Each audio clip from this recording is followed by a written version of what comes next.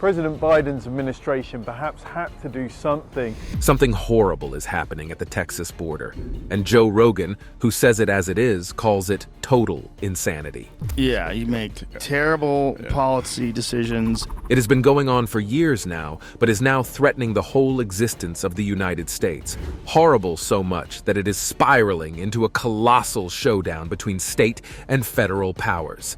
The crisis on the border is a national problem, and it demands a national solution. What is going on at the Texas border, and why is Joe Rogan so alarmed about it? Stay tuned to find out. What is going on? Have you been paying attention to this standoff between Texas and the Biden administration in terms of the border? Like, Texas has put up barbed wire, and the Biden administration wants the barbed wire taken down. The border standoff between Texas and the federal government, particularly the Border Patrol, is unfolding against a backdrop of surging encounters with migrants along the U.S.-Mexico border, fueled by the robust U.S. labor market's demand for foreign labor in the face of historically low unemployment and near-record job openings. With limited legal pathways for lower-skilled immigrants to enter the U.S., many opt for illegal entry, leading to a significant increase in the number of migrants coming into the country. In fiscal year 2023 alone, the Border Patrol released 908,788 migrants on parole, or with what is called a notice to appear, NTA, in front of an immigration judge, and transferred an additional 372,018 to other federal agencies. This scenario is compounded by the immigration court backlog, which has swelled to about 3.3 million cases, more than 10 times larger than in 2012.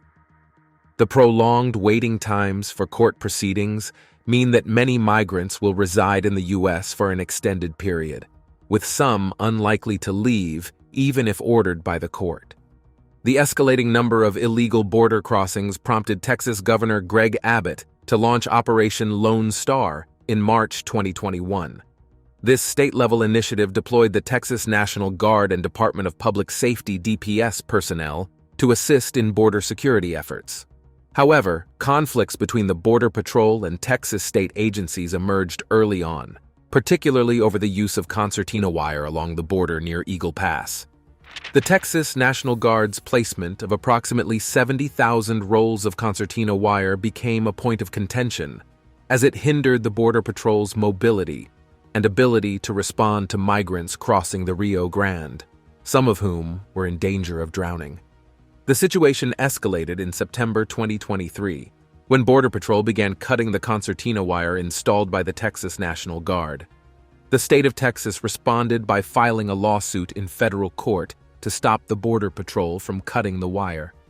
This legal battle saw a temporary restraining order issued against the Border Patrol, followed by a series of court decisions and appeals that culminated in the Supreme Court vacating the Fifth Circuit's ruling, thereby granting the Border Patrol access to all areas of the border. One of the most contentious developments occurred on January 10, 2024, when the state of Texas seized Shelby Park in Eagle Pass, constructing fencing around it and denying Border Patrol access. This move was justified by Governor Abbott's office as a measure to deter illegal immigration, attributed to what they termed as President Biden's reckless open border policies. This action led to significant operational challenges for the Border Patrol, including the suspension of boat operations along a critical section of the Rio Grande, which had dire consequences. On the night of January 12th, a Mexican woman and 2 children drowned in an area previously patrolled by the Border Patrol, highlighting the human cost of the standoff. The federal government's response to the seizure of Shelby Park and the subsequent operational impediments faced by the Border Patrol included a series of legal filings with the Supreme Court, arguing that Texas's actions hindered federal immigration enforcement efforts. Despite these legal maneuvers, Texas has remained steadfast in its position, denying a request from the Department of Homeland Security to allow Border Patrol access to Shelby Park. The state prepared to argue its case before the Fifth Circuit in February, with expectations of further appeals regardless of the outcome. Every American has a right to be concerned about what is going on at the Texas border, especially when it comes to the deadly drug smuggling, which Rogan commented on here. We've got this thing that's happening right across our border where there's immense organizations that have insane amounts of money because they've been selling drugs that are illegal in America. Yeah, they're like warlords. Yeah. The problem of drugs crossing from Mexico into the U.S. through the Texas-Mexico border is a serious, complex, and multifaceted issue that involves vast and powerful criminal organizations that, as Rogan pointed out, exploit the porous nature of the border. These organizations have amassed immense wealth through the illegal drug trade, primarily because the substances they sell are prohibited in the United States. In 2022 alone, the U.S. Drug Enforcement Administration, or DEA, seized more than 10,000 pounds of fentanyl powder, a scary indicator of the volume of drugs being trafficked across the border. This fentanyl is primarily produced in clandestine labs in Mexico using precursor chemicals sourced largely from overseas. Fentanyl is a killer, and the DEA has identified it as a synthetic opioid approximately 100 times more potent than morphine, posing a significant overdose risk even in small quantities.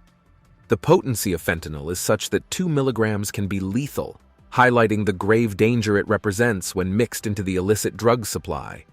The U.S.-Mexico border extends over 2,000 miles and is divided into 9 sectors by Customs and Border Protection P, each witnessing different patterns of drug smuggling.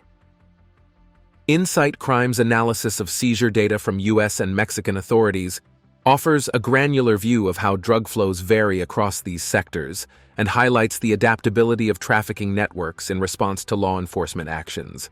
This adaptability underscores the challenges in stemming the flow of drugs across the border. The involvement of major drug cartels in trafficking operations cannot be overstated. Some organizations have extensive operations that span across Mexico and into the United States. The CJNG, in particular, has been noted for its rapid expansion and violent tactics, supplying a significant portion of the U.S. drug market.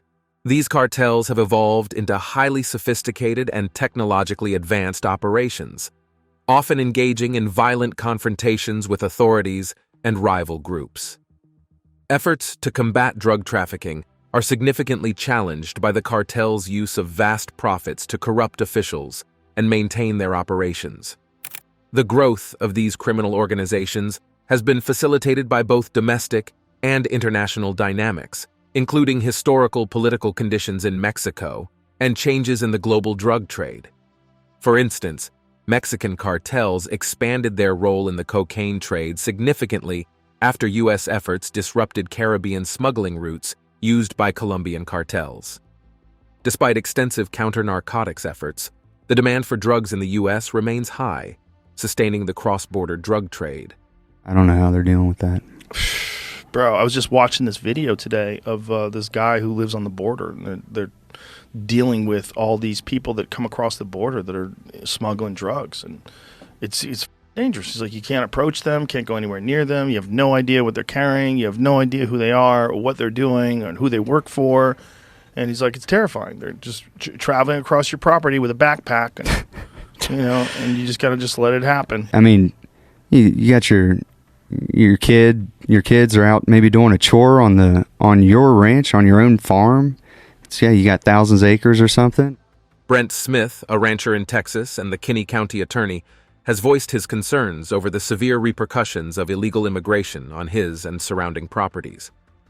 In a candid interview with Fox and Friends, Smith detailed the extensive damage inflicted on his land, amounting to $60,000, a staggering figure that underscores the financial strain placed on landowners in the region. This situation has escalated to the point where ranchers have felt compelled to repair fences continually and, in some instances, resort to hiring private security forces to protect their property rights, a measure that starkly illustrates the desperation and fear pervading these communities. Smith's portrayal of life in Kinney County paints a grim picture of the reality faced by its residents, who feel besieged in their own homes, unable to enjoy the basic freedoms and safety that many Americans take for granted. The sense of siege is so pervasive that venturing outside without a firearm is considered a risk, a sign of the deep-seated insecurity that has taken root. This environment of fear and vulnerability is a direct consequence of policies that have, according to Smith, failed to adequately address the challenges at the border, thereby exacerbating the situation for those living on the front lines of the immigration crisis. The critique extends to the federal response, or lack thereof, to the surge in illegal border crossings and the associated damage to private property.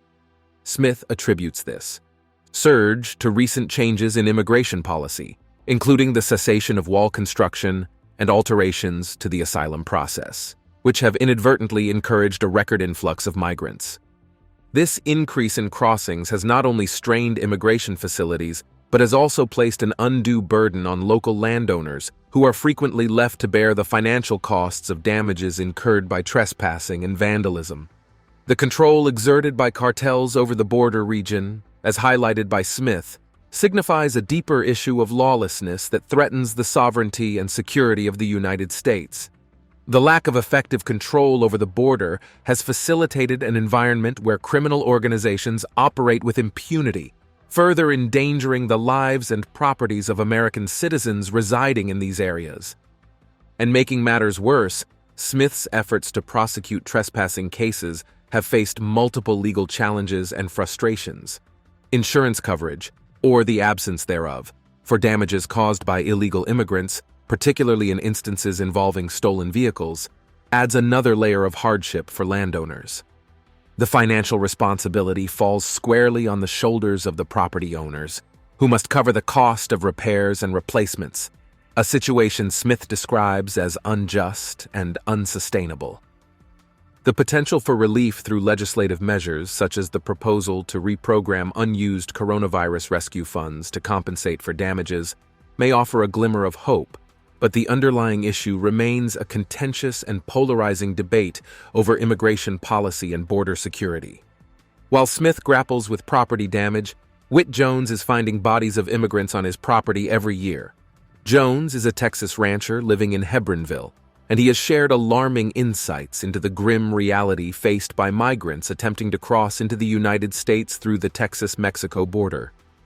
His testimony reveals a distressing pattern of death and danger lurking in the shadows of immigration, a situation exacerbated by recent shifts in policy and enforcement. Jones, along with his neighbors, has encountered the bodies of migrants on their properties, a harrowing indication of the perilous journey these individuals undertake in search of a better life. The frequency of these grim discoveries is startling, with Jones finding approximately 2 to 3 bodies annually, while a neighbor reports finding close to 10 each year over the last decade. These figures underscore a crisis unfolding in the borderlands, where the geography itself becomes an adversary to those navigating its treacherous paths. The bodies found are predominantly adult males, a demographic currently facing increased risks due to policy changes affecting asylum claims. Jones points out that the demographic composition of migrants has shifted, with fewer women and children making the hazardous journey, as they are now more likely to claim asylum and thus avoid the perilous trek through private lands like his. This situation has led to an increase in single men attempting to cross the border, escalating the potential for dangerous encounters and contributing to a pervasive atmosphere of fear among local residents. The presence of migrants traversing these areas, often facilitated by ruthless smugglers, introduces a constant threat to both the migrants and the landowners caught in the crossfire of this humanitarian crisis. The challenges faced by Jones and his community are reflective of a broader issue affecting ranchers along the border, with similar stories emerging from Arizona. Senator Marsha Blackburn highlighted the plight of John Ladd, a rancher in Cochise County, who has encountered over a dozen deceased migrants on his property over 3 decades.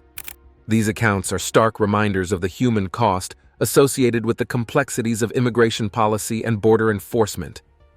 The narrative around the Texas-Mexico border is further complicated by the infrastructure designed to manage and control migration. Jones describes an interior checkpoint, a secondary border of sorts, located roughly 50 miles north of the actual border. This checkpoint represents another hurdle for migrants, who, having successfully crossed the river, must then navigate through private lands and evade detection to reach their final destination. The journey is fraught with danger, not only from the natural elements, but also from the increased likelihood of encountering law enforcement or hostile landowners. Amidst this backdrop of fear and tragedy, there is a call for legislative action to address the crisis. Jones advocates for a state law aimed at penalizing smugglers more severely and strengthening penalties for trespassing. Such measures, he believes, would offer better protection for migrants and empower local law enforcement to more effectively manage the situation. This proposed legislation highlights the desperate need for solutions that address both the security concerns of residents and the humanitarian needs of migrants. The experiences shared by Whit Jones and others living in the shadow of the Texas-Mexico border paint a grim picture of the realities of modern migration. The stories of death, fear, and the struggle for a better life are interwoven into the fabric of the borderlands, a testament to the human cost of policy, geography, and the pursuit of the American dream. As the debate over immigration reform continues, the voices of those like Jones remind us of the urgent need for compassionate and pragmatic solutions to a crisis that leaves no one untouched. They're not doing that at all. They're just opening the border, and they're essentially buying votes. Yeah. They're doing this. They're letting these people come in, and they're assuming these people are going to vote for the Democrats. Mm-hmm. And it's wild. It's wild that it's happening right in front of everybody's eyes, and most people aren't aware of it unless they see these videos. Is Rogan claim far-fetched? To explore the possibility of such claims, it is essential to understand the multifaceted layers of immigration policy, voter demographics, and political strategy. Firstly, the demographics of the United States are changing, with Hispanic and Latino populations growing faster than any other demographic group. This shift has significant implications for electoral politics, as minority groups historically tend to lean towards the Democratic Party, due in part to the party's stance on social justice, immigration reform, and minority rights. The idea that an influx of immigrants could reshape the electoral landscape is not unfounded, as states with higher immigrant populations have seen shifts in their political leanings over time. Moreover, the Democratic Party has historically been more supportive of policies that favor immigration and immigrants.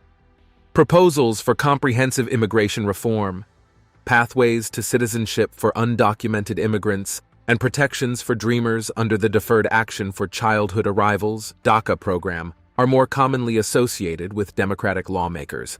The perception, therefore, that the party stands to benefit from an increase in the immigrant population could lend some credence to the allegations. The strategic use of immigration policy for electoral gain is not without precedent in American politics anyway. Both parties have, at different times, adjusted their stances on immigration to appeal to various segments of the electorate. For instance, the Reagan administration's Immigration Reform and Control Act of 1986 granted amnesty to millions of undocumented immigrants, a move that was seen as an attempt to win over Hispanic voters. Thus, the idea that the federal government might have a vested interest in allowing migrants to enter the country for potential future electoral benefits aligns with historical strategies to expand electoral bases. Additionally, the role of sanctuary cities and states, which are predominantly under Democratic control, plays into this narrative. These jurisdictions often adopt policies that limit cooperation with federal immigration enforcement efforts, creating safe havens for undocumented immigrants. Critics argue that such policies encourage illegal immigration by offering protections from deportation, thereby indirectly supporting the allegations that there is a deliberate strategy to increase the number of potential Democratic voters through immigration. The process of turning immigrants into voters for any specific party, however, is complex and long-term. For an immigrant to vote in federal elections, they must first become naturalized citizens, a process that takes several years and involves stringent requirements, including passing a citizenship test and demonstrating good moral character.